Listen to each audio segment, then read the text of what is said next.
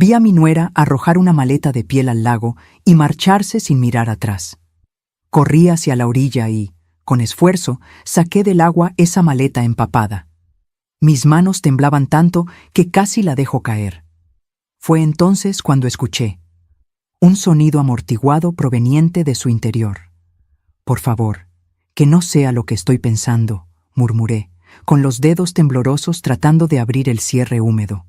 Estaba atascado, pero finalmente cedió, y en ese instante mi corazón simplemente se detuvo. Lo que vi adentro me hizo estremecer de una manera que jamás sentí en mis 62 años de vida. Pero antes de continuar, revisa si ya te suscribiste al canal y escribe en los comentarios: ¿desde dónde estás viendo este video? Nos encanta saber hasta dónde llegan nuestras historias. Me llamo Carmen, tengo 63 años y vivo sola desde que enterré a mi único hijo, Ricardo, hace 8 meses. La casa a la orilla del lago de Pátzcuaro, que antes estaba llena de risas y recuerdos, ahora parecía demasiado grande, demasiado silenciosa. Esa tarde de septiembre, mientras tomaba mi té en el porche, algo llamó mi atención.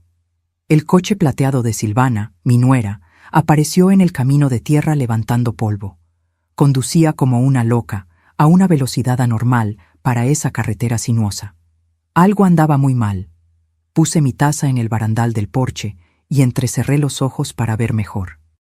Silvana frenó bruscamente en la orilla del lago, con el motor aún encendido. Saltó del coche como si la estuvieran persiguiendo. Su rostro estaba rojo, el cabello despeinado.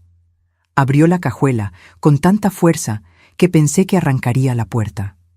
Fue entonces cuando vi la maleta, esa maleta de cuero marrón que yo misma le había regalado cuando se casó con Ricardo. «Para que lleves tus sueños a todas partes», le dije en esa ocasión. Qué ingenua fui. Silvana arrastró la maleta fuera del coche. Estaba pesada, se notaba por la forma en que su cuerpo se doblaba, cómo le temblaban los brazos. Miró a su alrededor, nerviosa, culpable. Nunca olvidaré esa mirada. «¡Silvana!», grité desde el porche, pero no me oyó, o fingió no oír. Caminó hasta la orilla del lago. Cada paso parecía una lucha, como si llevara no solo un peso, sino una carga terrible. Balanceó la maleta 1, 2 veces, y a la tercera la arrojó al agua. El ruido del impacto rompió el silencio de la tarde. La maleta flotó por un momento antes de comenzar a hundirse lentamente. Silvana corrió de vuelta al coche. Encendió el motor, las llantas chirriaron en la grava y desapareció por el mismo camino de tierra, dejando tras de sí solo polvo y un silencio pesado. Me quedé paralizada por unos segundos. ¿Qué acababa de presenciar? Silvana, la maleta, el lago, la desesperación en sus movimientos. Un escalofrío recorrió mi espalda a pesar del calor de la tarde. Mis piernas comenzaron a moverse antes de que mi mente pudiera procesar lo que estaba sucediendo. Bajé corriendo los escalones del porche, crucé el jardín y me dirigí al camino de tierra. El lago estaba a unos 100 metros de distancia. Corrí como no lo hacía en años. Mis rodillas protestaban, mi pecho ardía, pero no me detuve. Cuando llegué a la orilla, me faltaba el aire. Mi corazón latía desbocado contra mis costillas. La maleta todavía estaba allí, flotando, hundiéndose poco a poco. La piel estaba empapada, oscura, pesada. Entré al agua sin dudar.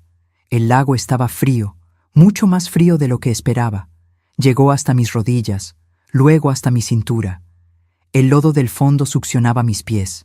Extendí mis brazos, agarré una de las asas de la maleta y tiré. Era increíblemente pesada. Tiré con más fuerza, mis brazos temblando por el esfuerzo. El agua me golpeaba la cara, mi ropa estaba completamente empapada. Finalmente, logré arrastrar la maleta hacia la orilla. Fue entonces cuando escuché un sonido, débil, amortiguado, proveniente del interior de la maleta. Mi sangre se congeló. No podía ser. Por favor, Dios, que no sea lo que estoy pensando. Tiré más rápido, con más desesperación. Arrastré la maleta hasta la arena mojada de la orilla y caí de rodillas a su lado. Mis manos buscaron el cierre. Estaba atascado, mojado, oxidado. Mis dedos seguían resbalando. «¡Vamos! ¡Vamos!», repetía entre dientes apretados. Las lágrimas comenzaron a empañar mi visión. Forcé el cierre una vez, 2 veces. Finalmente cedió. Levanté la tapa y lo que vi dentro hizo que el mundo entero se detuviera. Mi corazón dejó de latir. El aire se me quedó atascado en la garganta. Mis manos volaron a mi boca para ahogar un grito. Allí, envuelto en una manta celeste empapada, había un bebé.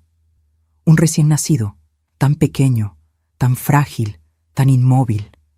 Sus labios estaban morados, su piel pálida como la cera, sus ojos cerrados. No se movía. Oh, Dios mío, no. Mis manos temblaban tanto que apenas podía sostenerlo. Lo saqué de la maleta con una ternura que no sabía que aún poseía. Estaba frío, tan frío. Pesaba menos que una bolsa de arena. Su pequeña cabeza cabía en la palma de mi mano. Su cordón umbilical todavía estaba atado con un trozo de bramante. Bramante, no una pinza médica. Bramante común, como si alguien lo hubiera hecho en casa, en secreto, sin ayuda alguna. «No, no, no», susurré repetidamente. Presioné mi oído contra su pecho. Silencio. Nada. Presioné mi mejilla contra su nariz y entonces sentí una bocanada de aire tan débil que pensé haberla imaginado, pero estaba allí. Estaba respirando. Apenas, pero estaba respirando. Me levanté, apretando al bebé contra mi pecho. Mis piernas casi cedieron. Corrí hacia la casa más rápido de lo que jamás corrí en mi vida. El agua escurría de mi ropa. Mis pies descalzos sangraban por las piedras del camino, pero no sentí dolor alguno. Solo terror, solo urgencia, solo la necesidad desesperada de salvar esa pequeña vida que temblaba contra mí. Irrumpí en la casa, gritando. No sé lo que estaba gritando. Tal vez auxilio, tal vez Dios, tal vez nada coherente. Tomé el teléfono de la cocina con una mano mientras sostenía al bebé con la otra. Marqué el 911. Mis dedos resbalaron en las teclas. El teléfono casi se cae 2 veces. 911. «¿Cuál es su emergencia?», dijo una voz femenina. «Un bebé», sollocé. «Encontré un bebé en el lago». No responde. Está frío. Está morado. Por favor, envíen ayuda». «Señora, necesito que se calme. Dígame su dirección». Di mi dirección en Guadalajara. Las palabras salían a trompicones. La operadora me indicó que colocara al bebé en una superficie plana. Barrí todo de la mesa de la cocina con un brazo. Todo cayó al suelo. Platos, papeles, nada importaba. Puse al bebé en la mesa.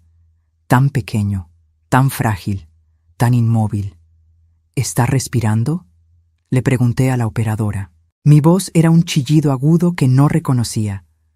«Usted dígame, mire su pecho. ¿Se está moviendo?». Miré, observando con atención. Un movimiento casi imperceptible, tan sutil que tuve que inclinarme para verlo. Sí, creo que sí, muy poco. De acuerdo, escuche con atención. La voy a guiar. Necesito que tome una toalla limpia y seque al bebé con mucho cuidado. Luego, envuélvalo para mantenerlo caliente. La ambulancia ya está en camino. Hice lo que me dijo. Tomé toallas del baño. Sequé su pequeño cuerpo con movimientos torpes y desesperados. Cada segundo parecía una eternidad. Envolví al bebé en toallas limpias. Lo tomé de nuevo, lo acuné contra mi pecho. Empecé a mecerlo sin darme cuenta. Un instinto ancestral que pensé haber olvidado. «Aguanta, pequeño», le susurré. «Por favor, aguanta, ya vienen a ayudarte». Los minutos que siguieron hasta la llegada de la ambulancia fueron los más largos de mi vida. Me senté en el suelo de la cocina con el bebé contra mi pecho. Canté. No sé lo que canté. Tal vez la misma canción que solía cantarle a Ricardo cuando era pequeño. Tal vez solo sonidos sin sentido. Solo necesitaba que supiera que no estaba solo, que alguien lo estaba sosteniendo, que alguien quería que viviera. Las sirenas rompieron el silencio. Luces rojas y blancas parpadearon a través de las ventanas. Corrí hacia la puerta. 2 paramédicos salieron de la ambulancia. Un hombre mayor con barba canosa y una joven con cabello oscuro recogido en una cola de caballo. Ella tomó al bebé de mis brazos con una eficiencia que me partió el corazón. Lo examinó rápidamente, sacó un estetoscopio, escuchó. Su rostro no mostraba emoción, pero vi cómo sus hombros se tensaban. Hipotermia severa, posible aspiración de agua, le dijo a su compañero. Necesitamos movernos ahora. Lo colocaron en una pequeña camilla, le pusieron una máscara de oxígeno.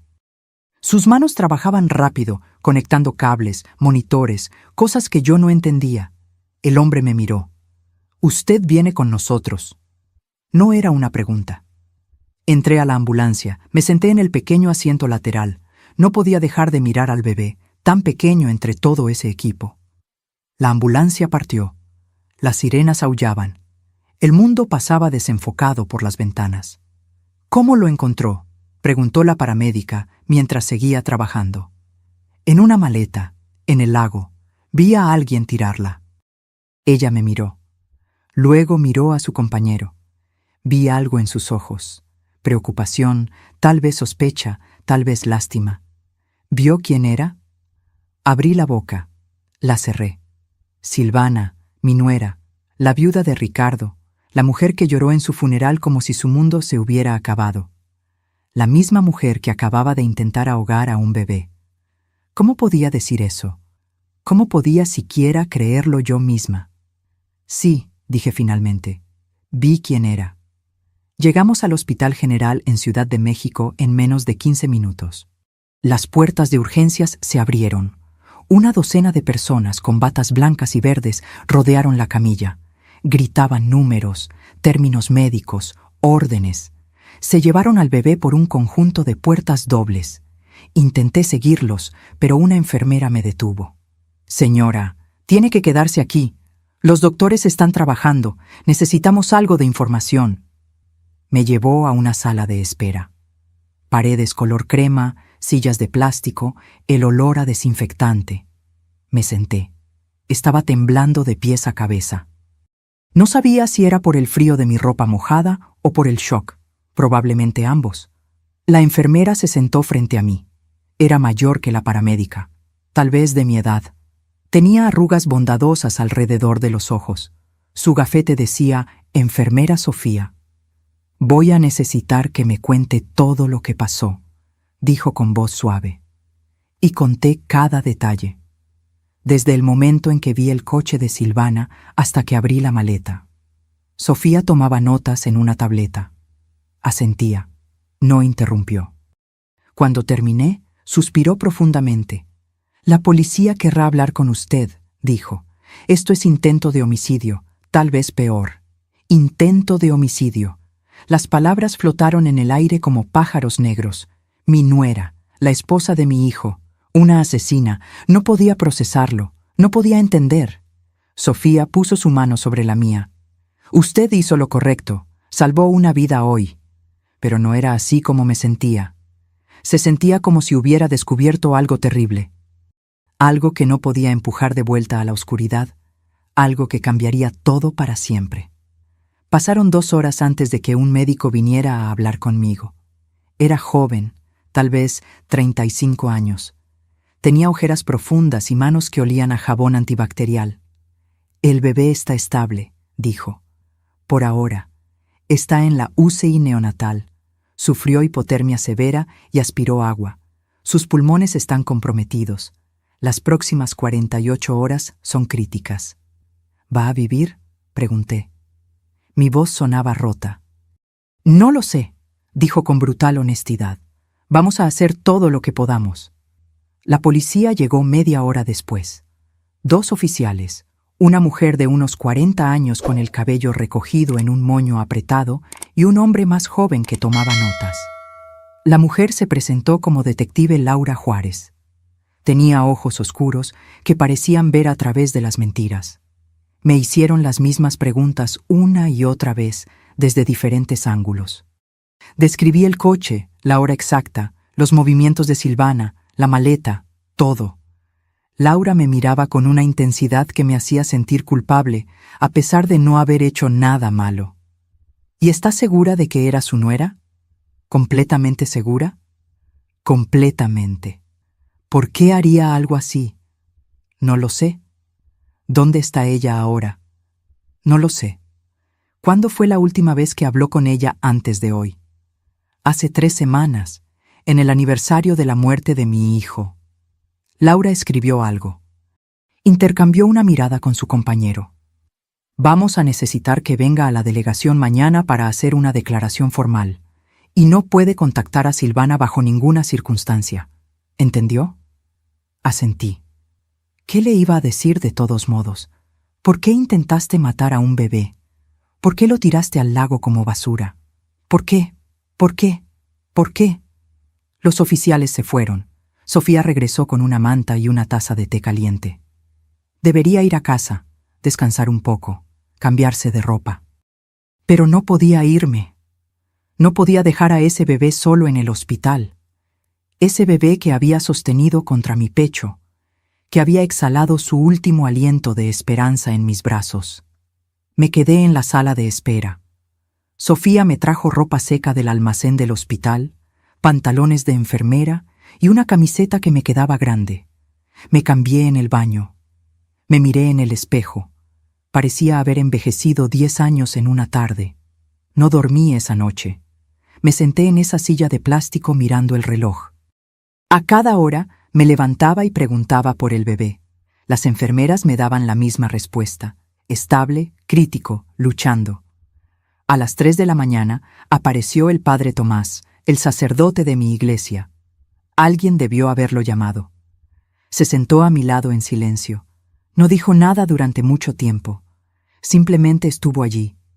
A veces eso es todo lo que necesitas, una presencia. Prueba de que no estás completamente sola en el infierno. Dios nos prueba de muchas maneras, dijo finalmente. Esto no parece una prueba, respondí. Parece una maldición. Asintió. No intentó convencerme de lo contrario. Y aprecié eso más que cualquier sermón. Cuando el sol comenzó a salir, supe que nada sería como antes. Había cruzado una línea. Había visto algo que no podía desver. Y lo que sea que viniera después, tendría que enfrentarlo. Porque ese bebé, ese pequeño ser luchando por cada respiración en la habitación contigua, se había convertido en mi responsabilidad. Yo no había elegido esto. Pero tampoco podía abandonarlo. No después de sacarlo del agua, no después de sentir su latido contra el mío. El amanecer llegó sin que yo siquiera me diera cuenta. La luz entraba por las ventanas de la sala de espera, pintando todo de un naranja pálido. Había pasado toda la noche en esa silla de plástico. Me dolía la espalda. Me ardían los ojos. Pero no podía irme. Cada vez que cerraba los ojos, veía la maleta hundiéndose. Veía ese cuerpecito inmóvil. Veía los labios morados. Sofía apareció a las 7 de la mañana con café y un sándwich envuelto en papel de aluminio. «Necesitas comer algo», dijo, poniéndolos en mis manos.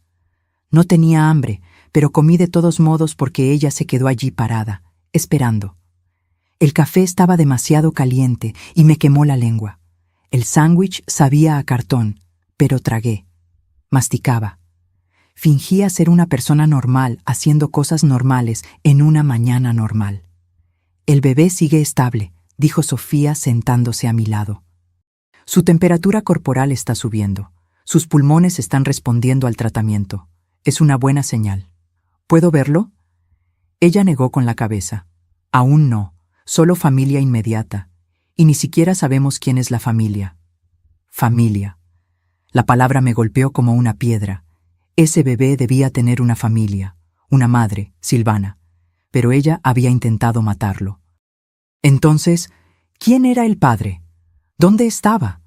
¿Por qué nadie había reportado su desaparición? Las preguntas se acumulaban en mi cabeza sin respuestas. A las 9, Laura regresó. Estaba sola esta vez. Se sentó frente a mí con una carpeta en las manos. Su expresión era dura, inquisitiva. Me miraba como si yo fuera la sospechosa. Carmen, necesito hacerle algunas preguntas más, dijo, abriendo la carpeta. Ya le conté todo lo que sé. Lo sé, pero han surgido algunas inconsistencias. ¿Inconsistencias? La palabra flotó entre nosotros como una acusación. Sentí que se me apretaba el estómago. ¿Qué tipo de inconsistencias? Laura sacó una fotografía.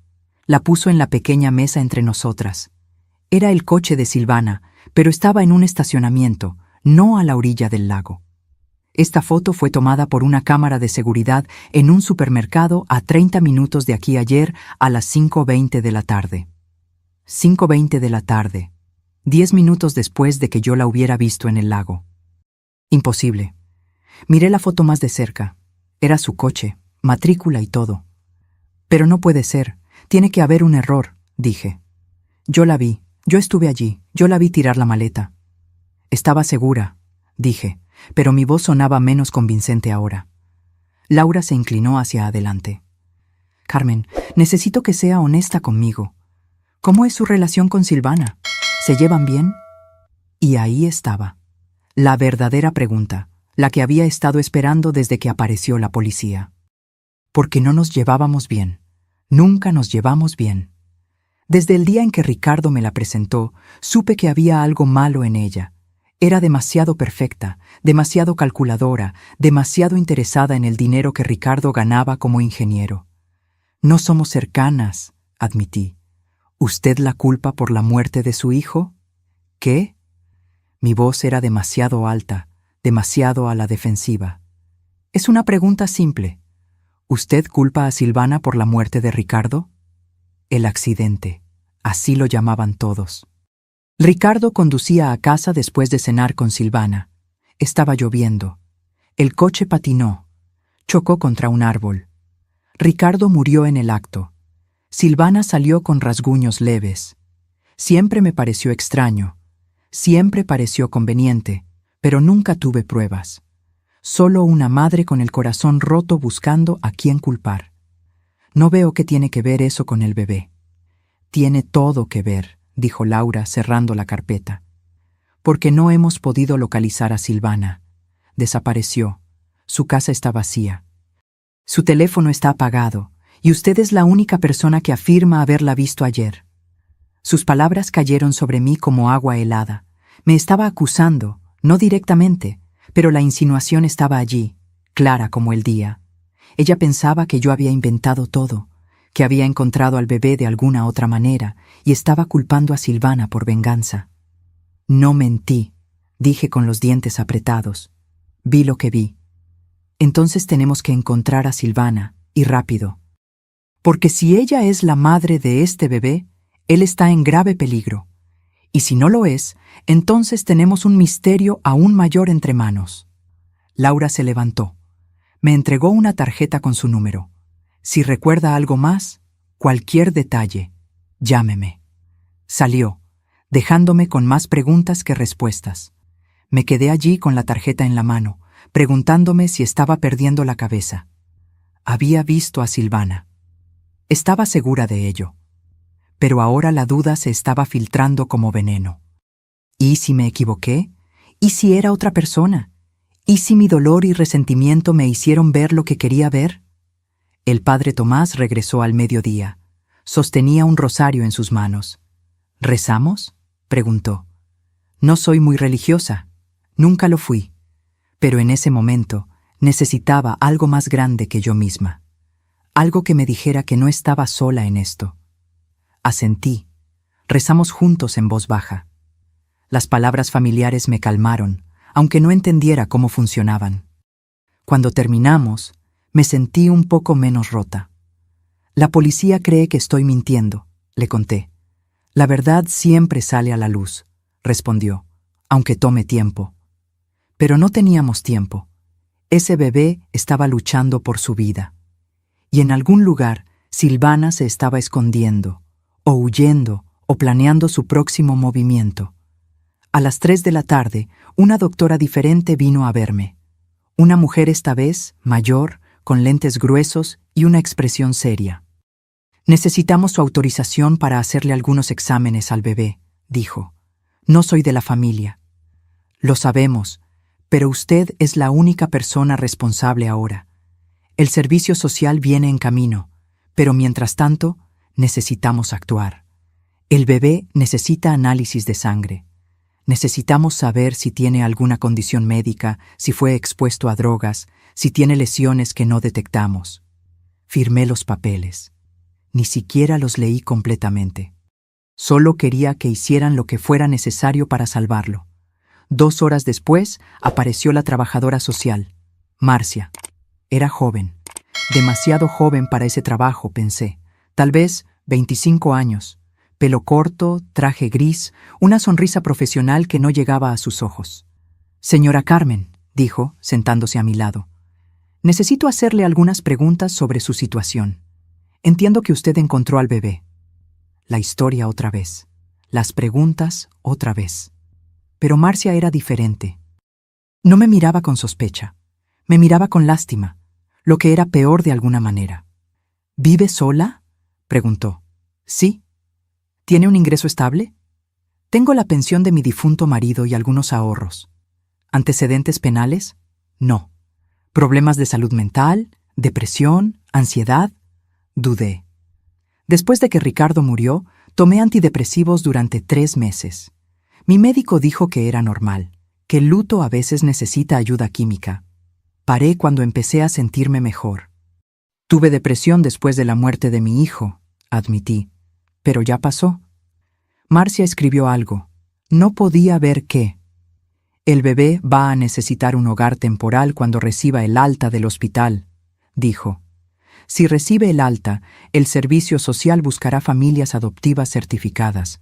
Mientras tanto, permanecerá bajo la custodia del Estado. ¿Custodia del Estado?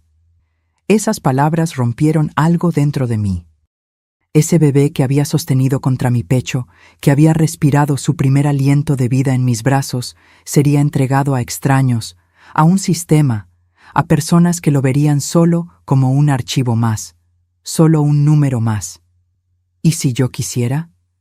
Las palabras salieron antes de que pudiera detenerlas. ¿Y si yo quisiera cuidarlo? Marcia me miró sorprendida, luego escéptica. Señora Carmen, usted tiene 63 años. No es una madre adoptiva certificada. No tiene ninguna relación legal con el bebé. Y está involucrada en una investigación criminal activa. Yo no hice nada malo. Le salvé la vida. Lo sé, pero el sistema tiene protocolos. El mejor interés del niño va primero. Y, francamente, su edad y su situación emocional reciente son factores que tenemos que considerar. Sentí como si me hubieran abofeteado. Demasiado vieja, demasiado inestable, demasiado rota. Tal vez tenía razón. Tal vez era una locura siquiera pensarlo. Pero cuando cerraba los ojos, todo lo que veía era ese cuerpecito frágil. Y sabía que nadie más en el mundo lo amaría como yo podría. Esa noche fui a casa por primera vez en 36 horas. Sofía me convenció. Dijo que necesitaba ducharme, dormir en una cama de verdad, que el bebé estaría bien, que me llamarían si algo cambiaba. Conduje a casa cuando el sol se estaba poniendo. El lago centelleaba a mi derecha. Me detuve en el mismo lugar donde había visto a Silvana, donde había sacado la maleta. Salí del coche. Caminé hasta la orilla. La maleta se había ido. La policía se la había llevado como evidencia, pero podía ver exactamente dónde había estado. Podía ver mis propias huellas en el lodo seco. Me quedé allí mientras caía la oscuridad, preguntándome si alguna vez sabría la verdad, preguntándome si Silvana estaba observando desde algún lugar, preguntándome qué diablos había sucedido realmente. Y entonces sonó mi teléfono. Era el hospital. Mi corazón se detuvo. «Señora Carmen», dijo la voz de Sofía, «necesita volver ahora». Conduje de vuelta al hospital, saltándome todos los límites de velocidad. Mis manos temblaban en el volante. Mi corazón latía tan fuerte que podía oírlo por encima del motor. Sofía no había dado detalles por teléfono. Solo dijo que volviera ahora. Esas 2 palabras fueron suficientes para llenar mi cabeza con los peores escenarios posibles. El bebé había muerto. Tenía que ser eso. ¿Por qué más me llamarían con tanta urgencia? Había luchado durante 2 días y finalmente su pequeño cuerpo había cedido. No había sido suficiente. No había sido lo suficientemente rápida. Estacioné de cualquier manera, ocupando 2 lugares. Corrí hacia las puertas de urgencias. Sofía me estaba esperando en la entrada. Su expresión era seria, pero había algo más, algo que no podía descifrar. «Está vivo», dijo de inmediato, como si supiera exactamente lo que estaba pensando. «El bebé está vivo. Pero tiene que venir conmigo». Me condujo por pasillos que no conocía. Subimos al 3er piso. Pasamos por la UCI neonatal. Seguimos caminando. Finalmente, llegamos a una pequeña sala de conferencias. Dentro estaban la detective Laura, Marcia la trabajadora social y un hombre que no conocía. Era mayor, tal vez 60 años. Llevaba un traje oscuro y lentes. Tenía el rostro de un abogado. «Por favor, siéntese», dijo Laura, señalando una silla. Me senté. Mis piernas parecían gelatina. Todos me miraban con una intensidad que me hacía querer huir. «Recibimos los resultados del análisis de ADN del bebé», dijo Laura. Sus palabras cayeron como piedras en el agua quieta. ADN. No entendía por qué habían hecho eso. ¿Qué estaban buscando? ¿Y? Pregunté cuando el silencio se hizo insoportable. Laura intercambió una mirada con el hombre del traje. Él asintió. Abrió una carpeta y sacó varias hojas impresas. Las puso frente a mí. El bebé es un niño. Nació hace aproximadamente 3 días, según los exámenes médicos. Laura hizo una pausa. Y Carmen, es su nieto. El mundo se detuvo. Las palabras no tenían sentido. Las escuché, pero mi cerebro se negaba a procesarlas. Mi nieto. Imposible. Ricardo murió hace 8 meses. No dejó hijos. Ningún embarazo, nada. Eso es imposible, susurré. Los resultados son concluyentes, dijo el hombre del traje. Soy el doctor Ernesto Soto, especialista en genética forense. Realizamos las pruebas 2 veces para estar seguros. El bebé comparte aproximadamente el 25% de su ADN con usted. Es definitivamente su nieto biológico, hijo de su hijo, Ricardo. Hijo de Ricardo. Mi Ricardo. Sentí como si alguien me hubiera golpeado en el pecho con un martillo. Ricardo tenía un hijo que nunca conoció, un hijo que alguien había intentado ahogar en un lago. ¿Pero cómo? Mi voz sonaba distante. Ricardo murió hace 8 meses. Silvana nunca dijo nada sobre un embarazo. Exactamente, dijo Laura, inclinándose hacia adelante. Silvana estaba embarazada durante el accidente. Según nuestros cálculos, quedó embarazada aproximadamente 1 mes antes de la muerte de Ricardo, lo que significa que ella lo sabía. La habitación estaba girando. Silvana sabía que estaba embarazada cuando Ricardo murió. ¿Por qué no dijo nada? ¿Por qué ocultó el embarazo durante 9 meses? ¿Por qué dio a luz en secreto y luego intentó matar a su propio hijo? No entiendo, dije. Las lágrimas comenzaban a empañar mi visión. ¿Por qué haría algo así? Es su hijo, hijo de Ricardo. Eso es lo que tenemos que averiguar, dijo Laura. Pero hay más, Carmen. Necesito que escuche con mucho cuidado lo que estoy a punto de decirle. Me preparé. No sabía para qué, pero sabía que lo que vendría sería peor. Estuvimos investigando el accidente de su hijo, y hay inconsistencias, grandes inconsistencias. ¿Qué tipo de inconsistencias? El coche de Ricardo fue examinado después del accidente. El informe oficial decía que fue un derrape debido a la lluvia, pero pedimos que se revisara de nuevo. Encontraron evidencia de manipulación en los frenos. Alguien los saboteó.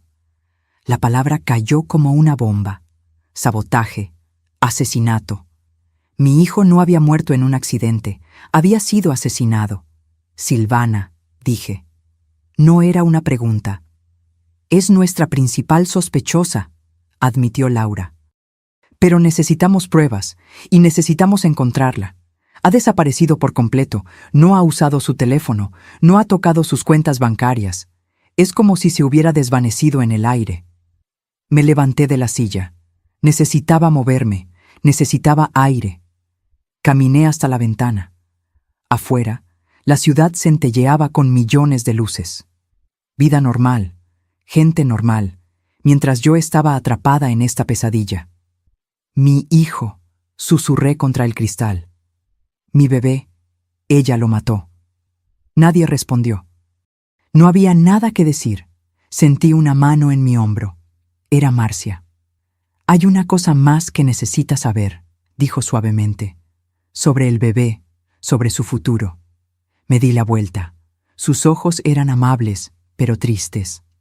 Dado que el bebé es su nieto biológico, usted tiene derechos legales, puede solicitar la custodia. Pero levantó una mano antes de que pudiera hablar. Será un proceso largo. Habrá evaluaciones, visitas a casa, entrevistas psicológicas, y mientras tanto, el bebé permanecerá bajo el cuidado del Estado. No. La palabra salió como un rugido. No me lo va a quitar, es todo lo que me queda de Ricardo. Es mi nieto, mi sangre. Lo entiendo, dijo Marcia.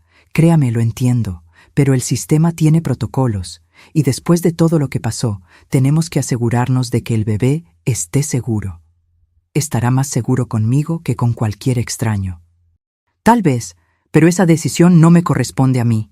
Le corresponde a un juez y al bienestar del niño. El doctor Soto habló por primera vez desde su revelación inicial. Hay otro factor que debemos considerar. El bebé sufrió un trauma severo, hipotermia, casi ahogamiento. Las próximas semanas serán críticas para su desarrollo. Necesitará cuidados especializados, terapia, seguimiento médico constante. Haré lo que sea necesario, dije, lo que sea. Laura se levantó. Carmen, necesito que entienda una cosa. Usted no es sospechosa. Creemos su historia, pero tampoco puede simplemente quedarse con el bebé porque es su nieto. Hay un proceso legal, y mientras tanto, nuestra prioridad es encontrar a Silvana. Necesitamos su ayuda. ¿Cómo? Piense. ¿Silvana alguna vez mencionó algún lugar especial, alguna propiedad, algún amigo o pariente con quien pueda estar escondiéndose? Cerré los ojos. Pensé en todas las conversaciones que tuve con Silvana durante los 3 años que estuvo casada con Ricardo. Fueron pocas, superficiales. Nunca hablaba de su familia. Nunca mencionaba su pasado. Era como si hubiera surgido de la nada el día que conoció a Ricardo. Tiene una tía, dije de repente. En el norte, cerca de la frontera. Ricardo lo mencionó una vez. Dijo que Silvana creció con ella en Tijuana. Laura anotó rápidamente. ¿Nombre? No sé. Ricardo nunca lo dijo. Es un comienzo, dijo Laura. Vamos a investigar. Todos se fueron, excepto Sofía.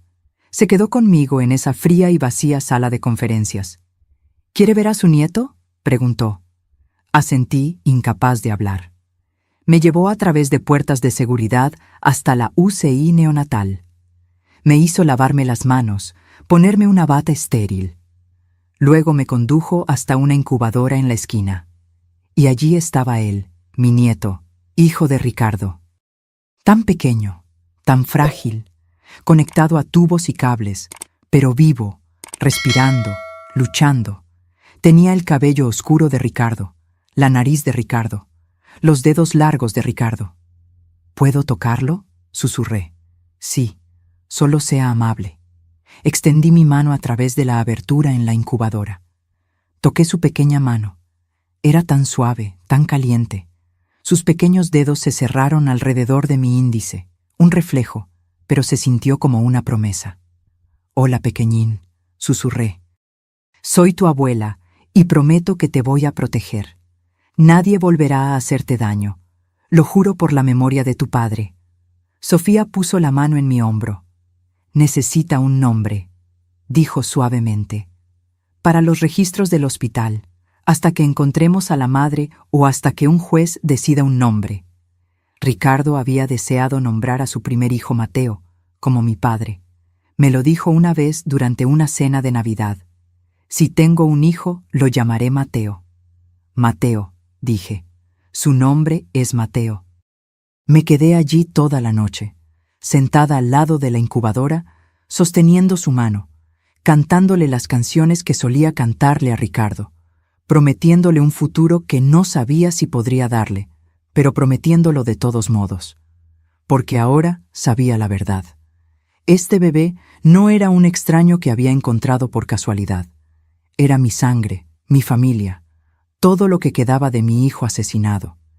Y no iba a dejar que nadie me lo quitara.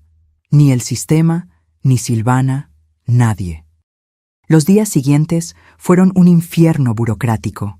Me despertaba todas las mañanas a las 5. Me duchaba, me vestía, conducía al hospital, pasaba el día al lado de la incubadora de Mateo. Y por la tarde venían las visitas. Abogados, trabajadores sociales, policías, todos con carpetas, todos con preguntas, todos decidiendo si yo era lo suficientemente buena para criar a mi propio nieto. Marcia apareció al tercer día con una lista de requisitos. La leyó en voz monótona, como si estuviera recitando un manual de instrucciones de electrodoméstico. Necesitará una verificación de antecedentes penales, una evaluación psicológica completa, un examen médico, verificación de ingresos, inspección de su casa, referencias personales de al menos 3 personas que no sean de la familia, y tiene que completar un curso de cuidado infantil de 40 horas. 40 horas. Como si no hubiera criado un hijo hasta la edad adulta. Como si no supiera cómo cambiar un pañal o preparar un biberón. Pero no dije nada. Solo asentí y tomé los papeles que me entregó. ¿Cuánto tiempo tardará todo esto?, pregunté.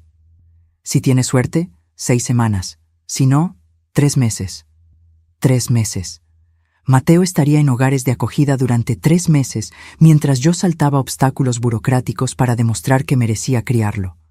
¿Y qué hay de él mientras tanto? Cuando reciba el alta del hospital, irá a una familia de acogida temporal certificada. Recibirá cuidados adecuados. Usted podrá visitarlo 2 veces por semana bajo supervisión. 2 veces por semana bajo supervisión, como si yo fuera una amenaza, como si no fuera la persona que lo salvó de ahogarse. Esa noche llamé al padre Tomás.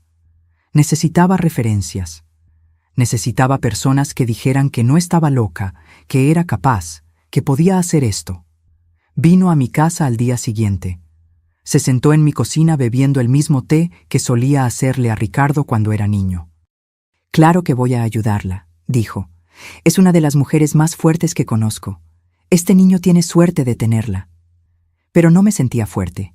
Me sentía vieja, cansada, asustada. Tenía 63 años. ¿Cómo iba a perseguir a un niño de 2 años cuando tuviera 65? ¿Cómo iba a ayudarlo con la tarea cuando tuviera 70? ¿Cómo estaría presente en su graduación si llegaba a los 80? Soy demasiado vieja para esto, dije en voz alta por primera vez. El padre Tomás me miró por encima de su taza. Sara tenía 90 años cuando dio a luz a Isaac. La edad es solo un número cuando hay amor de por medio. Quería creerle. Realmente quería. Al 4.º día, Sofía me enseñó a cuidar de Mateo, cómo sostener su pequeña cabeza, cómo cambiar sus pañales diminutos, cómo preparar la fórmula a la temperatura exacta. Mis manos temblaban al principio. Había olvidado lo frágiles que son los recién nacidos, lo dependientes, lo terriblemente delicados. Lo está haciendo muy bien, decía Sofía cada vez que entraba en pánico.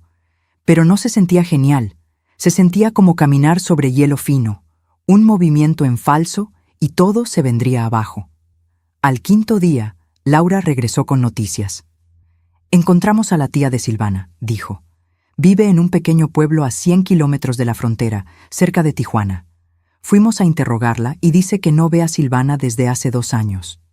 Dice que tuvieron una pelea, que Silvana le debía dinero, 3,000 pesos, nunca pagó. Dinero. Siempre volvía al dinero con Silvana. Ricardo ganaba un buen sueldo como ingeniero, 7,000 pesos al mes. Tenía ahorros, un seguro de vida de 200,000 pesos. Silvana era la beneficiaria. ¿Recibió el seguro?, pregunté. Laura asintió. Hace 4 meses, 200,000 pesos depositados en su cuenta. 2 semanas después, transfirió todo a una cuenta offshore en las Islas Caimán. Estamos tratando de rastrearla, pero es complicado. 200,000 pesos, el valor de la vida de mi hijo. Y ella lo había escondido en algún paraíso fiscal mientras planeaba matar a su bebé. ¿Por qué?, dije, la pregunta que me atormentaba todas las noches. ¿Por qué matar al bebé? Pudo haberlo dado en adopción, pudo haberlo dejado en un hospital. ¿Por qué intentar ahogarlo? Laura se quedó en silencio por un largo momento. Hay una teoría, dijo finalmente. Estuvimos investigando las finanzas de Ricardo. Encontramos algo interesante. 2 semanas antes de morir, cambió su testamento. Le dejó todo a sus futuros hijos, no a Silvana, a sus hijos. El aire se fue de mis pulmones. Ricardo lo sabía. De alguna manera sabía que Silvana estaba embarazada y cambió su testamento para proteger a su hijo. Ella lo mató por dinero, susurré. Creemos que sí. Y luego descubrió que el dinero iría al bebé si nacía vivo. Así que decidió eliminarlo también. La pura maldad de aquello me dejó sin palabras. Había matado a mi hijo. Había llevado el embarazo a término. Había dado a luz sola. Y luego había intentado ahogar a su propio bebé. Todo por dinero. ¿Tienen suficiente para arrestarla? Cuando la encontremos, sí, pero sigue desaparecida. Es lista. Sabe que la estamos buscando. Los días se convirtieron en semanas. Mateo se hizo más fuerte. Los médicos le quitaron los tubos uno por uno. Empezó a respirar por sí mismo, a alimentarse por sí mismo, a llorar con pulmones fuertes y sanos. Era un milagro médico según los médicos. Ningún bebé que hubiera pasado por lo que él pasó debería estar evolucionando tan bien. Pero yo sabía que era más que medicina. Era fuerza de voluntad. Era el espíritu de Ricardo viviendo en ese pequeño cuerpo, luchando, sobreviviendo, negándose a rendirse. Completé todos los requisitos. La verificación de antecedentes regresó limpia. El examen médico mostró que estaba sana para mi edad. La evaluación psicológica fue más difícil. Una joven con lentes me hizo preguntas durante 3 horas. ¿Cómo lidió con la muerte de su hijo? ¿Cómo se siente con respecto a Silvana? ¿Está intentando reemplazar a Ricardo con este bebé? Esa última pregunta me irritó. No estoy reemplazando a nadie, estoy salvando a mi nieto, es diferente. Ella escribió algo. No sabía si era bueno o malo. La inspección de la casa fue humillante. 2 mujeres revisaron cada rincón, abrieron armarios, revisaron el refrigerador, midieron las ventanas para ver si eran seguras, contaron los detectores de humo, preguntaron sobre mi plan de emergencia en caso de incendio. Necesitará una cuna certificada, un cambiador, puertas de seguridad en todas las escaleras, cerraduras en los gabinetes, protectores en los enchufes. Gasté 1,200 pesos en cosas para bebés. Mi pensión apenas cubría mis gastos básicos. Tuve que usar mis ahorros. Pero no me importaba. Mateo lo valía. El curso de cuidado infantil fue lo peor. 15 madres jóvenes y yo. Todas me miraban como si yo fuera la abuela confundida que había entrado en la clase equivocada. La instructora tenía 25 años. Explicaba cosas que yo ya sabía con una lentitud insultante. Los bebés necesitan comer cada 3 horas. Los bebés lloran cuando tienen hambre o están mojados. Nunca sacuda a un bebé. Yo asentía y tomaba notas, aunque quería gritar que había criado un hijo hasta la edad adulta, que sabía exactamente lo que estaba haciendo, pero necesitaba ese certificado. Así que me tragué mi orgullo y fingí aprender. 6 semanas después de encontrar a Mateo en el lago, Marcia apareció en el hospital con una pequeña sonrisa. Completó todos los requisitos, dijo. El juez revisará su caso la próxima semana. Si todo va bien, podrá tener la custodia temporal en 2 semanas. 2 semanas. Después de 42 días de infierno burocrático, finalmente podría llevar a mi nieto a casa. Pero esa misma noche, cuando todo parecía estar mejorando, mi teléfono sonó. Era Laura. Su voz estaba tensa. Carmen, Necesito que venga a la delegación ahora. Encontramos algo. Algo sobre Ricardo que necesita ver. Llegué a la delegación con un nudo en el estómago. Laura me estaba esperando en la entrada. Su rostro estaba más serio de lo normal. Me llevó por pasillos estrechos hasta una sala de interrogatorios. En la mesa había una caja de cartón. Dentro reconocí las pertenencias de Ricardo. Su cartera, su reloj, su teléfono roto, las cosas que me devolvieron después del accidente. «¿Qué es esto?», pregunté. «Finalmente pudimos desbloquear su teléfono», dijo Laura. «Nuestro técnico trabajó en él durante semanas y encontramos algo». Sacó un sobre de papel manila. Lo abrió y esparció varias hojas impresas sobre la mesa. Eran capturas de pantalla de mensajes de texto entre Ricardo y Silvana, fechados 2 semanas antes de su muerte. Leí el primero. Era de Ricardo a Silvana. «Necesitamos hablar. Sé lo del bebé». La respuesta de Silvana: «No sé de qué estás hablando». Ricardo de nuevo: «Encontré la prueba de embarazo en el baño. ¿Por qué no me lo dijiste?». Un silencio de 3 horas. Luego Silvana: «No estaba lista para decírtelo. Tenía miedo». «¿Miedo de qué? Soy tu marido. Vamos a ser padres. Esto es maravilloso». Otro silencio. Luego: «No quiero tenerlo». Sentí como si me hubieran golpeado. Seguí leyendo. Mis manos temblaban. «Ricardo, ¿qué quieres decir con que no quieres tenerlo?». «Silvana, no estoy lista. No quiero ser madre. Quiero viajar, vivir, no estar atada a un bebé. Es nuestro hijo». «Es un error. No digas eso. Por favor, podemos hacer que funcione. Te ayudaré. Mi madre nos ayudará». «No quiero ayuda. Quiero mi vida de vuelta». Los mensajes se volvieron más intensos. Ricardo suplicando, Silvana resistiéndose, hasta que llegué al último intercambio, el día anterior al accidente. «Silvana, hablé con un abogado. Si decides no tener al bebé, me divorciaré de ti. Y si lo tienes y no quieres criarlo, lucharé por la custodia total. No voy a dejar que lastimes a mi hijo». «Ricardo, te vas a arrepentir de esto». Silvana: «¿Es una amenaza?». No hubo respuesta. Al día siguiente, Ricardo estaba muerto. Dejé caer los papeles. Las lágrimas corrían por mi rostro incontrolablemente. «Ella lo mató», dije. «Ella lo mató porque él iba a proteger al bebé». «Es lo que creemos», dijo Laura. «Y hay más. Revisamos los registros telefónicos de Silvana de esa semana. Hizo 3 llamadas a un mecánico independiente, Carlos Medina. Lo trajimos para interrogarlo». «¿Y qué dijo?». «Nada al principio, pero cuando le mostramos evidencia de las transferencias bancarias que Silvana le hizo, 2,000 pesos el día antes del accidente, empezó a hablar. Admitió que ella le pagó para sabotear los frenos del coche de Ricardo». Me sentí enferma. Tuve que sentarme. Silvana lo había planeado todo. Había contratado a alguien para matar a mi hijo, y lo había hecho parecer un accidente. ¿Por qué Carlos haría algo así? Deudas. Apostaba.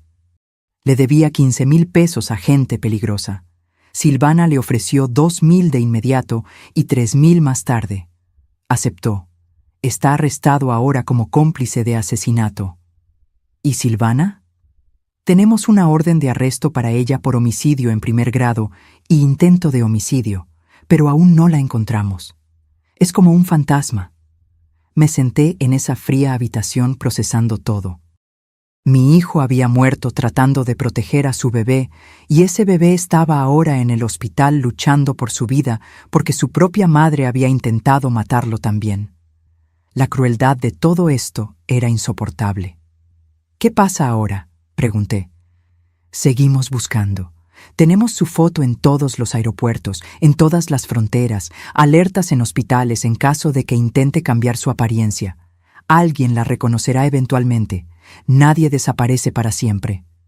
Pero yo no estaba tan segura. Silvana había demostrado ser más lista y más fría de lo que jamás imaginé. Si había planeado el asesinato de Ricardo con tanto detalle, probablemente tenía un plan de escape igual de elaborado. Volví al hospital esa noche. Me senté al lado de la incubadora de Mateo. Lo observé dormir, tan inocente, tan ajeno al horror que lo rodeaba. Su propia existencia le había costado la vida a su padre. Su madre había intentado matarlo. Y yo era todo lo que quedaba entre él y un sistema que lo vería solo como un archivo más. Tu papá te amaba, le susurré. Murió protegiéndote, y yo voy a terminar lo que él empezó. Te lo prometo. Sofía apareció con café. Se sentó a mi lado en silencio por un tiempo. Escuché lo de los mensajes, dijo finalmente. Lo siento mucho. No sabía que Ricardo podía ser tan fuerte, dije. Siempre fue gentil, bondadoso, pero en esos mensajes era un guerrero, dispuesto a luchar por su hijo. El amor hace eso, te hace más fuerte de lo que jamás pensaste ser posible. Ella tenía razón. Yo misma lo estaba sintiendo. Nunca me consideré particularmente fuerte, pero ahora estaba luchando contra el sistema, luchando contra el tiempo, luchando contra una asesina fugitiva. Todo por este bebé. Los días siguientes fueron de preparación. Convertí la habitación de Ricardo en una habitación para Mateo. Quité los pósteres de bandas de rock, los trofeos de fútbol, las fotos de la universidad. Pinté las paredes de un amarillo suave. Monté la nueva cuna, el cambiador, el móvil musical que tocaba canciones de cuna. Fue doloroso desmantelar el santuario de mi hijo, pero era necesario. Ricardo se había ido. Mateo estaba vivo y necesitaba un espacio para crecer. El padre Tomás vino a bendecir la habitación. Roció agua bendita en las esquinas, rezó por la protección de Mateo, por mi fuerza, por justicia para Ricardo. Dios tiene un plan, dijo, aunque no siempre lo entendamos. ¿Qué tipo de plan implica matar a un hombre bueno y casi ahogar a un bebé? Pregunté amargamente.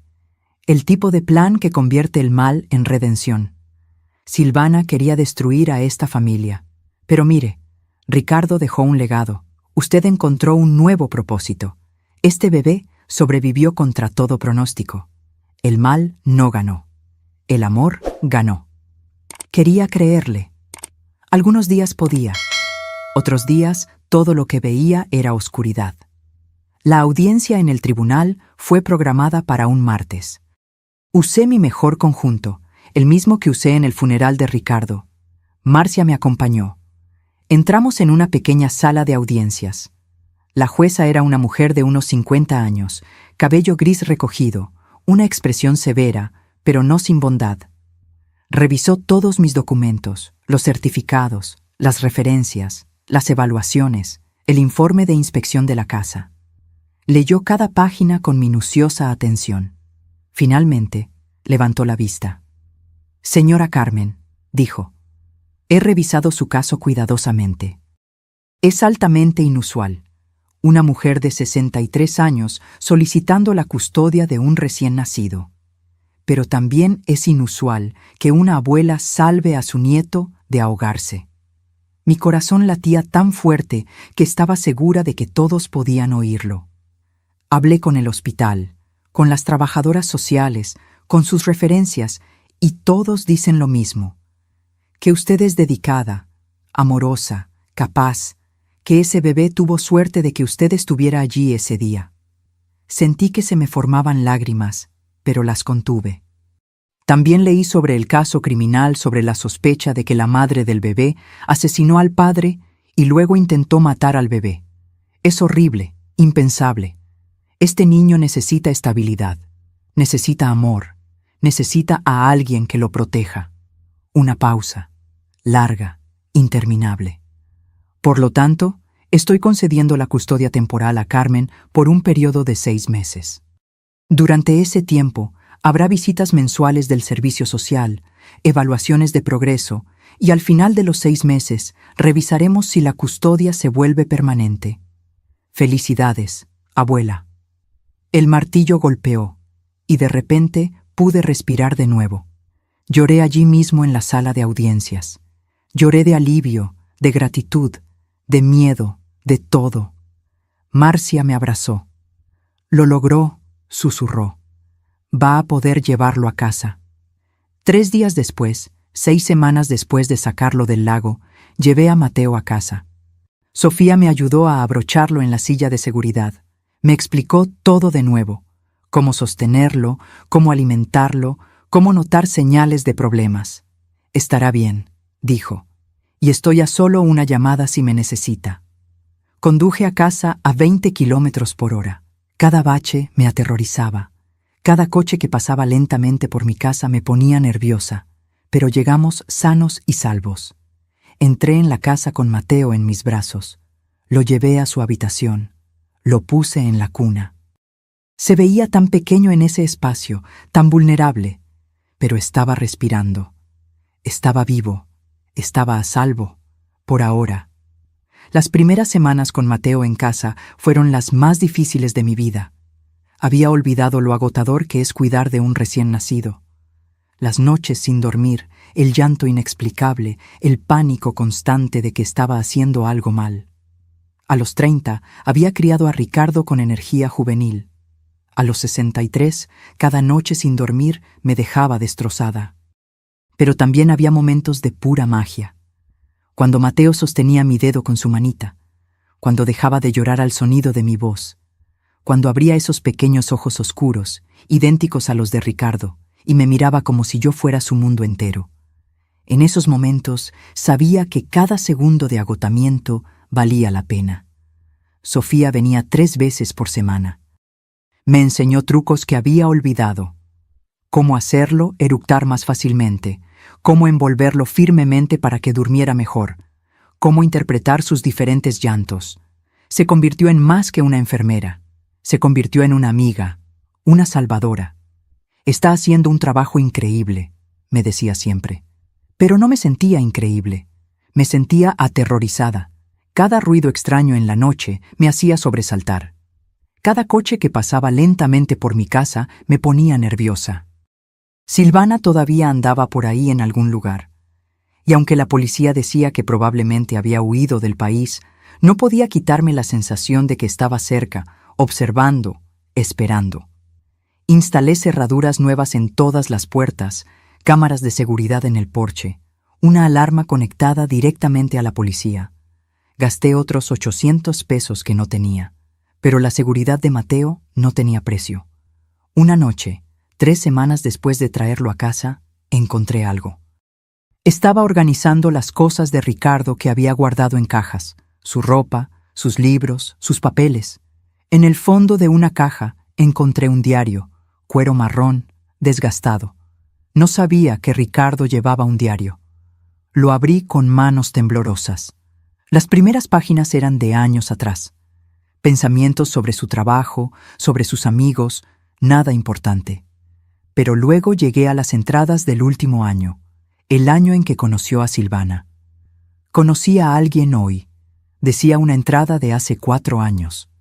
Se llama Silvana, es hermosa, inteligente, misteriosa, hay algo en ella que no puedo descifrar. Me intriga. Seguí leyendo. Las entradas sobre Silvana se hicieron más y más frecuentes.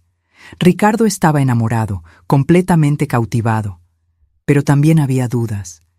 A veces siento que realmente no la conozco. Nunca habla de su familia. Cuando pregunto, cambia de tema. Es como si su vida hubiera comenzado el día que nos conocimos. Otra entrada. Encontré a Silvana revisando mis extractos bancarios. Dijo que solo tenía curiosidad, pero algo se sintió mal. ¿Por qué miraría eso sin preguntar primero? Y luego la que me heló la sangre. Fechada 1 mes antes de su muerte. Silvana está embarazada. Encontré la prueba, pero cuando la confronté, se puso furiosa. Dijo que no quiere tenerlo, que arruinará su vida. ¿Cómo puede decir eso? Es nuestro hijo. Cambié mi testamento hoy. Todo irá al bebé. No confío en Silvana con el dinero. No después de ver cómo gasta. Los zapatos de 500 pesos, los bolsos de 1000 pesos. Siempre quiere más. Pero un bebé no es un accesorio. Es una vida, y voy a protegerla a toda costa. Las lágrimas cayeron sobre las páginas, manchando la tinta. Ricardo lo sabía. Sabía que algo andaba mal con Silvana. Sabía que el dinero era lo único que le importaba y había tomado medidas para proteger a su hijo. Medidas que le costaron la vida. La última entrada era del día en que murió. Silvana me amenazó hoy. Dijo que me arrepentiría de presionarla sobre el bebé. No sé lo que eso significa, pero me asusta. Voy a hablar con mi madre mañana, contarle todo. Tal vez ella pueda ayudarme a descubrir qué hacer. Solo sé que no puedo dejar que Silvana lastime a nuestro hijo. Lo protegeré siempre. Nunca tuvo la oportunidad de hablar conmigo. Murió esa noche. Y yo nunca supe que necesitaba ayuda, que estaba asustado, que había visto el peligro acercarse, pero no lo suficientemente rápido. Lo siento, susurré al diario. Lo siento mucho, mi amor. Debí haberme dado cuenta. Debí haber visto que algo andaba mal. Pero no podía cambiar el pasado. Solo podía proteger el futuro. Llevé el diario a Laura al día siguiente. Ella leyó todo. Su mandíbula se tensó con cada página. Esta es evidencia crucial, dijo. Muestra premeditación. Muestra motivo. Cuando encontremos a Silvana, esto la enterrará. ¿Cuándo la van a encontrar?, pregunté. Ya han pasado casi 2 meses.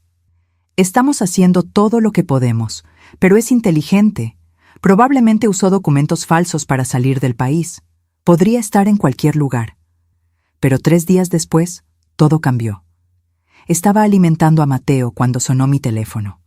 Era un número desconocido. Normalmente no contestaría, pero algo me hizo hacerlo. «Hola», dije. Silencio. Respiración. Luego una voz que reconocí de inmediato. Carmen. Silvana. Mi sangre se congeló. Casi dejo caer a Mateo. Miré alrededor de la sala como si pudiera estar escondida en las sombras. «¿Dónde estás?», logré decir. «No importa dónde estoy. Lo que importa es que tengo algo que tú quieres. Y tú tienes algo que yo quiero. No tienes nada que yo quiera. Tengo la verdad sobre lo que realmente pasó con Ricardo, sobre por qué hice lo que hice. Apuesto a que quieres saber. Ya sé la verdad. Leí el diario de Ricardo. Sé que lo mataste por dinero. Sé que eres un monstruo. Una risa fría, sin humor. Un monstruo. ¡Qué dramático! No sabes nada, Carmen. Ricardo no era el santo que crees que era. No te atrevas, rugí. No te atrevas a hablar mal de mi hijo. Está bien, vas a llamar a la policía. Adelante. Cuando rastreen esta llamada ya me habré ido. Uso teléfonos desechables. No soy estúpida. Mi mente estaba acelerada. Tenía que mantenerla hablando. Tenía que grabar esto de alguna manera. Puse el teléfono en altavoz. Tomé mi celular con la mano libre. Comencé a grabar. «¿Qué quieres, Silvana?» «Quiero a mi hijo». «¿Tu hijo?» «Intentaste ahogarlo». Fue un error. Un momento de locura. Tenía miedo. Estaba confundida. Acababa de dar a luz sola. No sabía lo que estaba haciendo. Pero estoy mejor ahora. Quiero a mi bebé de vuelta. Nunca. Primero muerta. Eso se puede arreglar, dijo con una calma escalofriante. Escucha con atención. Quiero a Mateo y quiero el dinero del testamento de Ricardo, los 200,000 pesos del seguro, más todo lo que Ricardo dejó en un fondo para el bebé.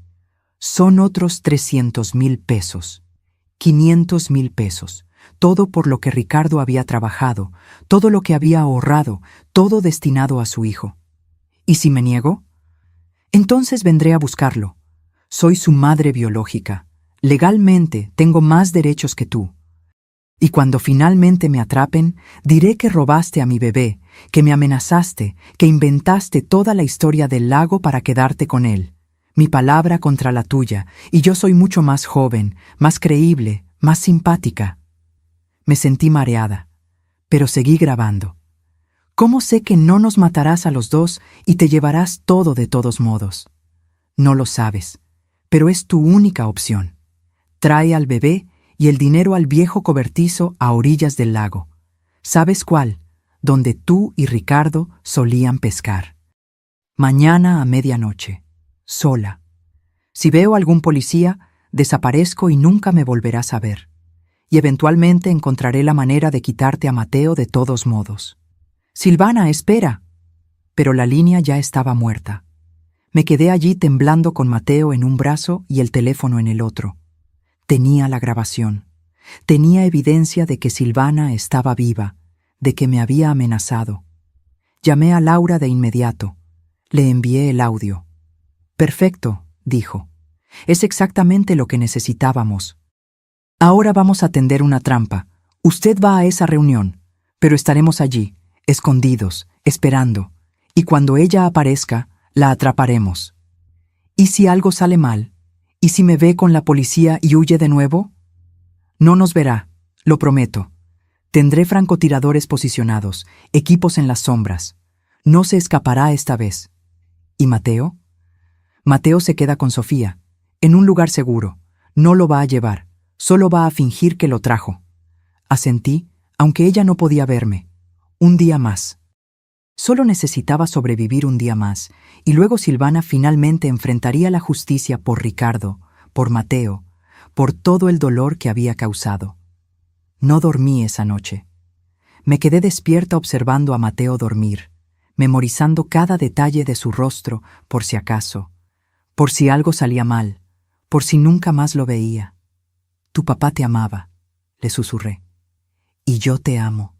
Y mañana vamos a asegurarnos de que estés a salvo para siempre». El día siguiente pasó en cámara lenta. Cada minuto se sintió como una hora.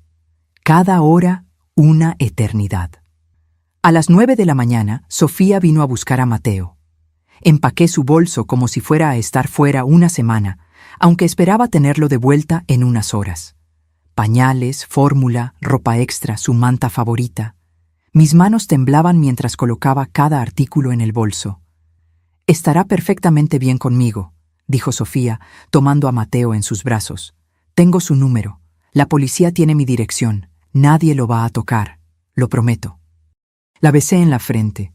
Luego besé a Mateo. Su piel suave olía a loción de bebé y esperanza. «Te amo, pequeñín», susurré. «La abuela volverá pronto». Los observé irse. El coche de Sofía desapareció por la calle y sentí como si un pedazo de mi alma se estuviera arrancando, pero era necesario. Mateo tenía que estar lejos, seguro, solo en caso de que las cosas salieran mal. Laura llegó a las 2 de la tarde con otros 3 policías, 2 hombres y una mujer, todos de civil, todos armados. Convirtieron mi sala de estar en un centro de comando, con portátiles, radios, mapas de la zona alrededor del cobertizo. «Vamos a repasar el plan de nuevo», dijo Laura, extendiendo un mapa en mi mesa de comedor. «El cobertizo está aquí, abandonado hace 5 años. Tiene 3 entradas, principal, lateral y trasera. Tendremos equipos cubriendo las 3. Señaló ubicaciones en el mapa con un marcador rojo. «Francotiradores aquí y aquí, en los tejados de los edificios adyacentes. Tendrán una vista clara del interior a través de las ventanas rotas. Equipos de asalto aquí atrás, listos para entrar en el momento en que tengamos confirmación visual de Silvana». «¿Y qué se supone que debo hacer exactamente?», pregunté. Mi voz sonaba más tranquila de lo que me sentía. «Usted entra, habla con ella, la mantiene hablando. Necesitamos que confiese, que admita que mató a Ricardo, que intentó matar a Mateo. Llevará un micrófono oculto. Grabaremos todo». Uno de los policías, un hombre alto de unos 30 años, sacó un pequeño dispositivo del tamaño de un botón. «Esto va en su ropa, justo aquí». Señaló justo debajo de mi cuello. «Transmite todo en tiempo real. También tiene un botón de pánico. Si lo presiona 3 veces seguidas, entramos de inmediato, no importa qué». Me mostró cómo funcionaba. Practiqué presionándolo. 3 toques rápidos. Mi vida dependería de recordar eso. «¿Y si pide ver al bebé?» Le dice que está en el coche. Que quiere hablar primero. Que quiere entender por qué hizo lo que hizo. Apele a su ego. A la gente como Silvana le encanta hablar de sí misma. Deje que se jacte de lo lista que fue. Pasamos las siguientes horas revisando cada detalle, cada escenario posible. ¿Qué hacer si Silvana estaba armada? ¿Qué hacer si no estaba sola? ¿Qué hacer si algo salía mal? Mi cabeza estaba dando vueltas con información. A las 8 de la noche, Me hicieron comer un sándwich de jamón que sabía a cartón. Pero tragué cada bocado. Necesitaba energía, necesitaba estar alerta. A las 10 de la noche me pusieron el micrófono. Probaron el audio repetidamente. Me hicieron decir frases, contar hasta 10, gritar, susurrar, asegurándose de que todo funcionara perfectamente. Recuerde, dijo Laura, mirándome a los ojos. Usted no está sola ahí dentro. Estaré escuchando cada palabra. El equipo estará a solo unos metros. A la menor señal de peligro real, entramos. No voy a dejar que le pase nada. Asentí. Quería creerle, pero el miedo era una serpiente fría enroscada en mi estómago. A las 11:15 de la noche, partimos. Conduje mi propio coche. Laura estaba en el asiento del pasajero, agachada para no ser vista desde fuera. Los otros equipos ya estaban posicionados, me informó por radio. Francotiradores en posición. Equipo trasero listo, perímetro asegurado. Llegamos al cobertizo a las 11:40 de la noche. Era exactamente como lo recordaba. Viejo, destartalado, ventanas rotas, paredes cubiertas de grafiti. Ricardo y yo solíamos venir aquí cuando era niño. Pescábamos en el muelle detrás de él. Tiempos más sencillos, tiempos más felices. Laura salió del coche en un punto ciego de las cámaras imaginarias de Silvana. Desapareció en las sombras. Yo estaba sola. Miré el reloj. 11:55 de la noche. 5 minutos. Cerré los ojos. Pensé en Ricardo, en su sonrisa, en cómo me llamaba mamá en ese tono cariñoso, en cómo habría sido verlo como padre. Pensé en Mateo, en su futuro, en todas las cosas que merecía tener. Una vida sin miedo, sin amenazas, sin sombras. Medianoche. Mi teléfono vibró. Un texto de un número desconocido. Entra sola ahora. Salí del coche. El aire de la noche estaba frío. Podía ver mi respiración. Caminé hacia la puerta principal del cobertizo. Cada paso sonaba demasiado fuerte en el silencio. La puerta estaba entreabierta. La empujé. Crujió. El sonido hizo eco en las paredes vacías. Dentro estaba oscuro, casi completamente negro. Solo un poco de luz de luna se filtraba por las ventanas rotas, creando sombras extrañas. «Silvana», llamé. Mi voz sonaba pequeña, asustada. «Cierra la puerta», dijo una voz desde las sombras, la voz de Silvana. Cerré la puerta. Mis ojos se adaptaron lentamente a la oscuridad, y entonces la vi, parada en el centro del cobertizo. Llevaba ropa oscura, jeans negros, una sudadera con capucha. Se veía diferente, más delgada. Su cabello estaba corto, teñido de rubio, pero era ella. «¿Viniste?», dijo. Parecía casi sorprendida. «¿Dijiste que querías hablar?» «Dije que quería a mi hijo y el dinero. ¿Dónde están?» «Quiero respuestas primero. Quiero saber por qué. ¿Por qué mataste a Ricardo? ¿Por qué intentaste matar a Mateo?» Se rió. Ese mismo sonido frío que había escuchado por teléfono. «¿Por qué crees, Carmen? Por el dinero. Ricardo te amaba. Te dio todo». Ricardo era un tonto romántico. Hablaba de amor y familia y el futuro. Yo quería libertad. Quería viajar, vivir, no estar atada a una casa y a un bebé llorón. Entonces, ¿por qué te casaste con él?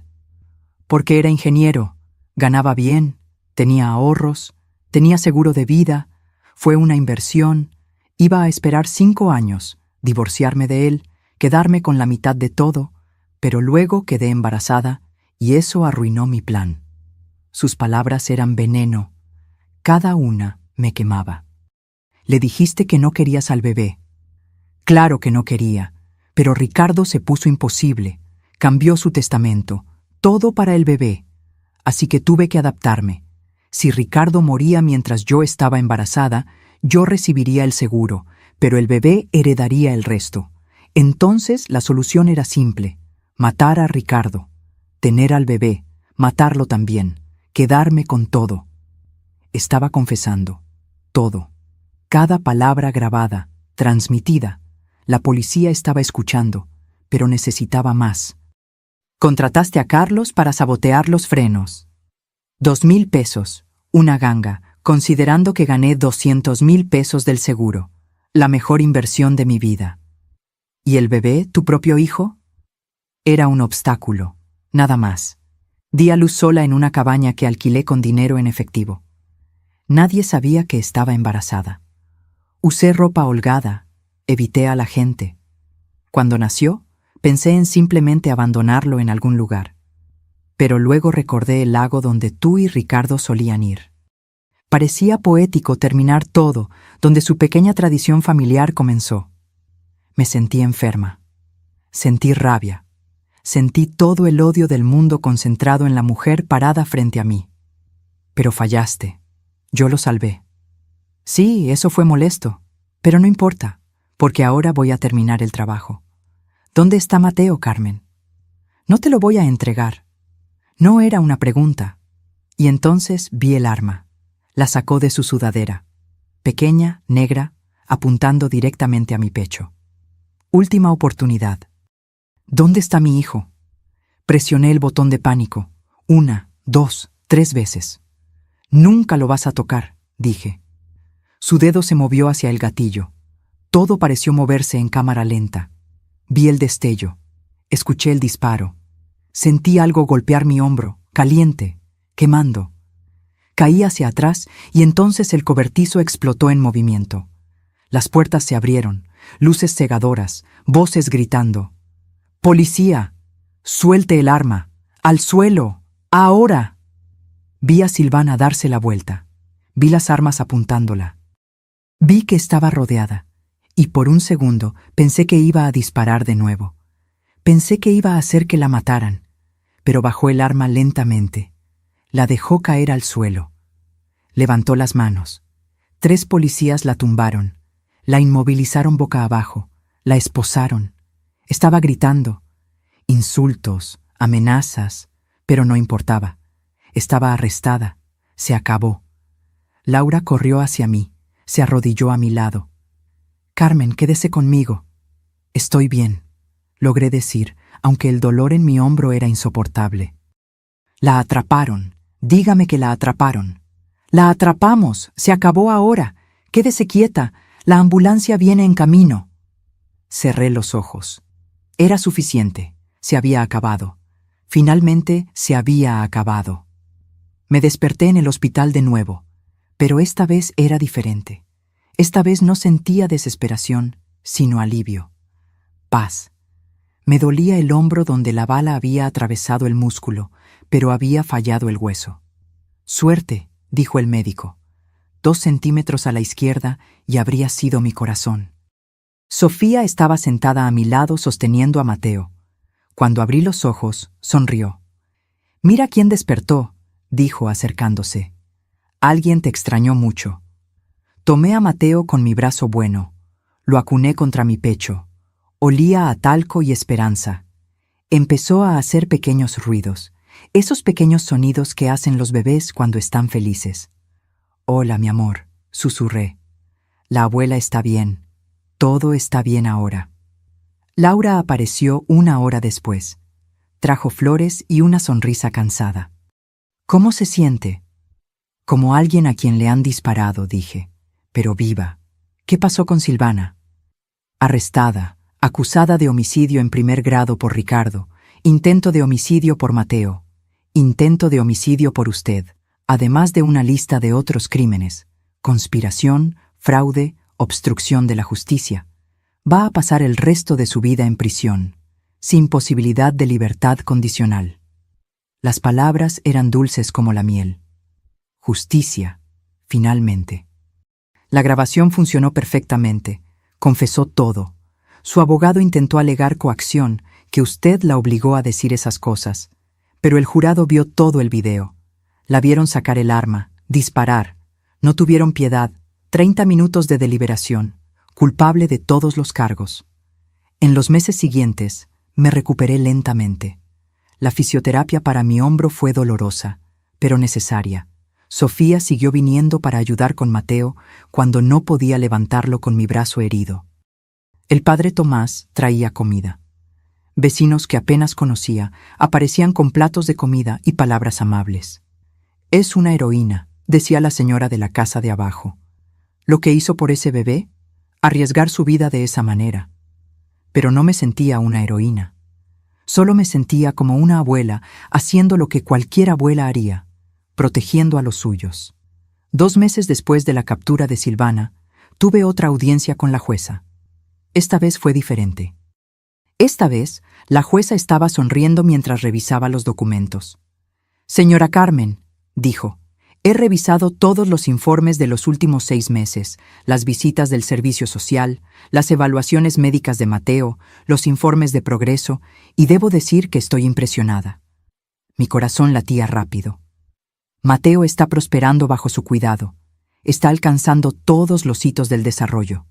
Está sano, feliz, amado, y usted ha demostrado ser más que capaz a pesar de los desafíos. Gracias, señoría. Por lo tanto, estoy concediendo la custodia total y permanente de Mateo a Carmen, con efecto inmediato. Además, dado que la madre biológica está encarcelada de por vida y ha perdido todos sus derechos parentales, autorizo los procedimientos de adopción si desea continuar. Adopción. Para hacerlo legalmente mío, no solo su abuela con custodia, sino su madre legal. Sí, dije sin dudar. Sí, quiero adoptarlo. Entonces así será. Felicidades, oficialmente. El martillo cayó, y de repente todo el peso que había estado cargando durante meses se levantó. Era oficial. Mateo era mío. Nadie podría jamás quitármelo. Nunca. Salí del tribunal con Mateo en mis brazos. Tenía 8 meses ahora, gordito y feliz. Sonreía mostrando 2 pequeños dientes. Se reía cuando lo mecía. Tiraba de mi cabello con sus manitas regordetas. Sofía y el padre Tomás me esperaban afuera. Me abrazaron. Los 3 lloramos de felicidad allí mismo, en los escalones del tribunal. «Lo lograste», dijo Sofía. «Contra todo pronóstico, lo lograste». Esa noche hice una cena especial. Bueno, tan especial como podía ser con un bebé que necesitaba atención constante. Invité a Sofía y al padre Tomás. Comimos pollo asado y arroz. Brindamos con jugo de manzana porque ninguno de nosotros bebía alcohol. Por Mateo, dijo el padre Tomás, levantando su vaso, por su futuro brillante. Por Ricardo, dije, que nos está mirando desde algún lugar, orgulloso de su hijo.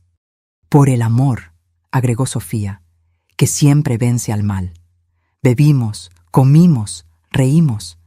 Mateo golpeaba su silla alta y gritaba de alegría, sin entender, pero sintiendo la felicidad a su alrededor. Los meses se convirtieron en años. Mateo creció, empezó a caminar. A los 11 meses, su primera palabra fue «abue». Lloré cuando la dijo. A los 2, corría por toda la casa. A los 3, comenzó el preescolar. Cada hito era un milagro. Cada día, un regalo. Le hablaba de Ricardo constantemente. Le mostraba fotos, le contaba historias. «Tu papá era un hombre bueno», le decía. «Valiente, te amó incluso antes de conocerte, dio su vida para protegerte». «Papi héroe», decía Mateo con su vocecita. «Sí, mi amor. Papi era un héroe, y tú crecerás para ser tan bueno, tan valiente, tan amoroso como él». Nunca le conté lo de Silvana. Eso vendría más tarde, cuando fuera mayor, cuando pudiera entender. Por ahora, solo necesitaba saber que era amado, que era deseado, que había personas que habían luchado por él. En el 5º cumpleaños de Mateo, hicimos una fiesta en el patio trasero. Invitamos a todos los niños del vecindario. Había globos, pastel, regalos. Mateo corría entre sus amigos, riendo, tan lleno de vida, tan diferente del bebé morado e inmóvil que había sacado del lago hace 5 años. Sofía se sentó a mi lado en el porche, observando la celebración. «¿En qué estás pensando?», preguntó. «En ese día», admití. «En cómo pude haber llegado 5 minutos más tarde, en cómo pude no haber mirado por la ventana en ese momento exacto, en cómo todo pudo haber sido diferente, pero no lo fue. Lo encontraste, lo salvaste, era tu destino». «O el de Ricardo», dije. «A veces creo que él guió mis ojos hacia el lago ese día, que de alguna manera sabía que yo estaría allí, que podía confiar en mí para proteger a su hijo. Tal vez, dijo Sofía. O tal vez solo eres una mujer increíblemente valiente que se negó a rendirse. Esa noche, después de que todos se habían ido, después de que Mateo se durmió agotado por tanta emoción, me senté sola en la sala de estar. Miré las fotos en la pared. Ricardo de bebé, Ricardo en su graduación, Ricardo el día de su boda, y junto a esas fotos, nuevas. Mateo recién nacido en el hospital, Mateo dando sus primeros pasos, Mateo en su primer día de escuela. 2 generaciones conectadas por el amor, separadas por la tragedia, unidas por la supervivencia. Lo hicimos, Ricardo, susurré a su foto. Tu hijo está a salvo, está feliz, está creciendo fuerte y bueno, justo como querías. Y aunque sabía que no podía responder, sentí algo, un calor, una paz, como si estuviera allí, orgulloso, agradecido, en paz. Tal vez tú habrías renunciado si hubieras estado en mi lugar. Tal vez habrías pensado que eras demasiado viejo, demasiado cansado, demasiado roto. O tal vez habrías hecho exactamente lo mismo, porque eso es lo que hace el amor. Te hace más fuerte de lo que jamás imaginaste posible. Te hace luchar cuando todo parece perdido. Te hace encontrar esperanza en la oscuridad más profunda. No sé lo que depara el futuro. Sé que habrá desafíos, sé que habrá días difíciles, sé que criar a un niño a mi edad no será fácil, pero también sé que cada día con Mateo es un regalo. Cada sonrisa, cada abrazo, cada te amo, abue. Cuando lo miro durmiendo pacíficamente en su habitación, la habitación que una vez fue de su padre, veo no solo al niño, sino la promesa que le hice a mi hijo, la promesa que me hice a mí misma ese terrible día a la orilla del lago, la promesa de proteger, de amar, de nunca rendirme. Algunos dicen que fue suerte que yo estuviera mirando por la ventana en ese momento exacto. Otros dicen que fue el destino. Tal vez fue un poco de ambos. Tal vez fue Ricardo, guiándome desde algún lugar más allá de nuestra comprensión. Lo que sé con certeza es que cuando vi esa maleta hundiéndose en el lago, cuando escuché ese sonido débil proveniente de su interior, cuando sentí el pequeño corazón de Mateo luchando por seguir latiendo contra mi pecho, supe que nada sería como antes. ¿Y sabes qué? Estoy agradecida por ello. Estoy agradecida por el niño que duerme bajo mi techo. Estoy agradecida por la oportunidad de ver los ojos de Ricardo de nuevo, de escuchar su risa resonando en las paredes de esta vieja casa. Estoy agradecida por la oportunidad de amar de nuevo, de tener un propósito, de sentir que, a pesar de todo lo que perdí, también gané algo precioso. La tragedia nos encuentra a todos, tarde o temprano. Llama a nuestra puerta cuando menos lo esperamos. Nos arrebata a las personas que amamos, los sueños que acariciamos, la seguridad que damos por sentada. ¿Pero qué hacemos después? Esa es la pregunta que define quiénes somos. Pude haberme rendido al luto cuando Ricardo murió. Pude haberme encogido de miedo cuando vi a Silvana tirar la maleta al lago. Pude haber dicho que era demasiado vieja, demasiado débil, demasiado rota para ser madre de nuevo. En cambio, elegí luchar. Elegí amar. Elegí creer que, incluso en las cenizas de la pérdida más profunda, algo nuevo puede crecer. Y creció. Su nombre es Mateo. Hoy tiene 5 años. Mañana tendrá 6. Y algún día tendrá 20, 30, 40. Un hombre completo con sus propios sueños, sus propios amores, tal vez sus propios hijos. No sé si estaré aquí para verlo todo. Probablemente no lo esté. Pero sé que planté las semillas. Sé que le di raíces fuertes y alas para volar. Sé que le conté sobre su padre, sobre el amor que Ricardo le tenía incluso antes de nacer, sobre la valentía que le tomó defenderlo. Y eso tendrá que ser suficiente. Algunas noches, como esta, después de que la casa se queda en silencio y solo queda el tic-tac del viejo reloj en la pared, pienso en la mujer que era antes de ese día a la orilla del lago. La mujer rota por el luto, viviendo en los fantasmas del pasado, dejando que los días pasaran sin propósito ni esperanza. Apenas la reconozco ahora. Porque la mujer que soy hoy, la mujer que persigue a un niño de 5 años por el patio, que pega dibujos de palitos en el refrigerador, que besa raspones y espanta monstruos debajo de la cama, esa mujer es más fuerte de lo que jamás imaginé ser. Y todo comenzó con una elección. La elección de correr hacia el lago en lugar de huir de él. La elección de abrir esa maleta mojada incluso cuando mi corazón gritaba de miedo por lo que podría encontrar. La elección de luchar por el futuro cuando el pasado se sentía demasiado pesado para cargar. No fue una elección fácil. No fue un viaje fácil. Hubo días en que me dolía tanto la espalda de cargar un bebé que apenas podía mantenerme en pie. Hubo noches en que el llanto incesante me dejaba al borde de las lágrimas. Hubo momentos en que me pregunté si había cometido un error, si estaba siendo egoísta al pensar que podía ser madre de nuevo a mi edad. Pero luego Mateo me sonreía. Decía "abue" con esa voz dulce. Se dormía en mis brazos, confiando en que lo mantendría a salvo. Y yo sabía, en lo más profundo de mi ser, que no había cometido un error. Había hecho exactamente lo que se suponía que debía hacer. Laura y Sofía siguen siendo parte de nuestras vidas. Laura pasa de vez en cuando, trayendo regalos para Mateo, verificando cómo estamos. Sofía se ha convertido en casi una tía para él. Lo lleva al parque los domingos, le enseña sobre pájaros y árboles, le da ese amor extra que todo niño merece.